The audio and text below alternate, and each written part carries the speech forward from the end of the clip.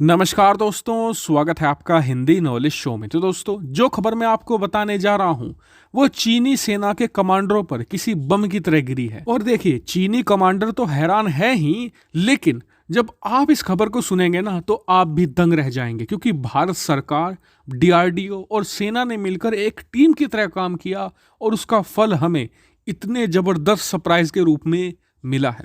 तो चलिए बिना समय गवाए वीडियो को शुरू कर लेते हैं और जान लेते हैं अपनी इस जबरदस्त खबर को। तो दोस्तों, खबर कुछ ऐसी निकलकर सामने आई है कि भारत ने इसी साल, अब से कुछ महीने पहले, एक बेहद ही ज्यादा घातक मिसाइल को बिना किसी को बताए गुपचुप तरीके से बेहद ही ज्यादा सिक्रेटिव और स्ट्रेटेजिक लोकेशन पर तैनात कर दिया है। उससे भी ज्यादा हैरानी वाली बात यह है कि पिछले साल अक्टूबर के महीने में जब इस मिसाइल की टेस्टिंग चल ही रही थी, तभी भारत सरकार ने इसकी तैनाती के लिए मंजूरी दे दी थी, ऑर्डर दे दिए थे। और ये मिसाइल और कोई नहीं, भारत की शौर्य मिसाइल है।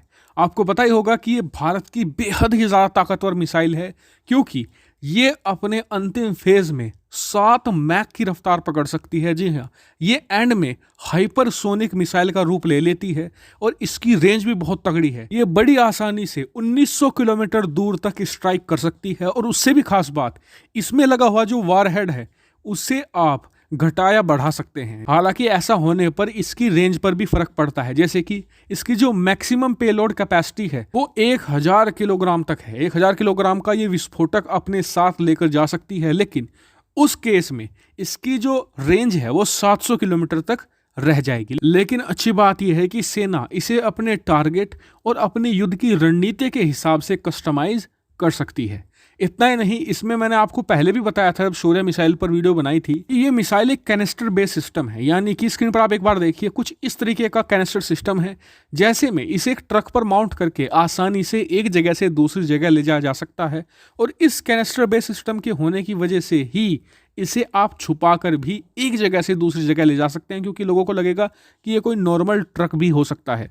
और बताया जा रहा है कि इस कैपेबिलिटी की वजह से ही इसे बहुत ही सीक्रेटिव तरीके से अलग अलग लोकेशन पर तैनात कर दिया गया और हमारे दुश्मनों को पता भी नहीं चला और आगे भी पता नहीं चलेगा। अगर दुश्मन सैटेलाइट से देखने की कोशिश करता है तो ऊपर से ये कोई नॉर्मल सा ट्रक खड़ा ही लगेगा। ऐसे में इसे बड़ी इजीली छुपाया जा सकता है। भीड़ में भी इसको आप आसानी से एक जगह से दूसरी जगह ट्रांसपोर्ट कर सकते हैं।